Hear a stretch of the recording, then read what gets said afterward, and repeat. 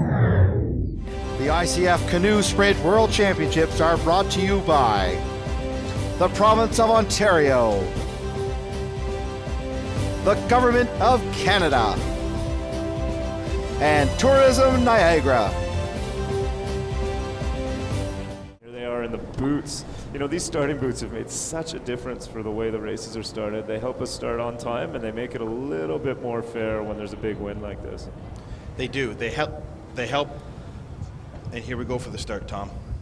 Yeah, let's see. So the start, I mean, K4 is such a big boat. There's a lot of weight in that boat, so you've got to come off the line fast and carry that momentum through to the end. If you try to pace it too much, particularly in a 500, you know, it's just not going to fly. You've got to hammer through it. It's really a long sprint for these girls.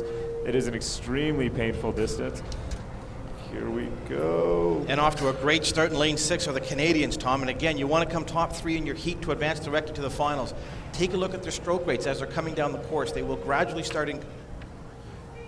And here we are. We've got a nice little shot of the Canadians, Tom. Yeah, excellent shots. Notice the way, I mean, it's so critical in these boats to be exactly in stroke, catching and exiting at the exact same time, keep the momentum going. I mean, at this point in the race, these girls are just trying to get as much connection and power through their paddles to the legs, which helps push the boat forward.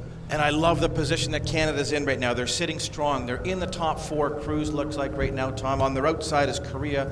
They shouldn't start to be a factor. They'll start to fade. But on their inside is the Hungarian boat in lane 5, and they're real close to them. Yeah, it's amazing to be. Anywhere near the Hungarians is always a good spot to be. I mean, they've been so dominant in the sport for so long. It looks right now like we might be in 2nd place on our monitors, going through the 200, so it's going to be critical. 3rd place at the 200. It's going to be critical for our girls to have a really strong last 150 here if they want to squeak into that final. And again, our crew is Adiane Sear and Alicia McNulty, Haley Nelson, and Anna Hetzler in the Junior Women's K4, and they're sitting pretty right now. They look to be in top 3 position, which will advance them directly to the finals. This is going to be huge for these girls if they can pull this off, Tom. Yeah, it's got to be a big last kick here. We're in the last 100 meters. This is critical in this headwind. It's been a longer race than normal, so they really have to fight here.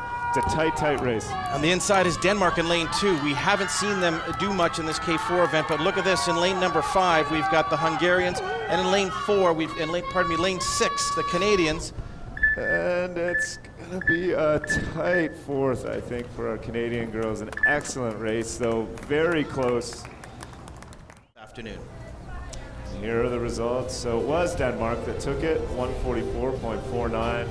And Hungary. It's interesting, the time's a little slower at the European Championships. The top crews were just under 140, but that's indicative of the headwind that's out there today, and that's just something our sport and our athletes are used to. You have to be ready for a headwind or a tailwind or a side wind. That's just what happens in an outdoor sport.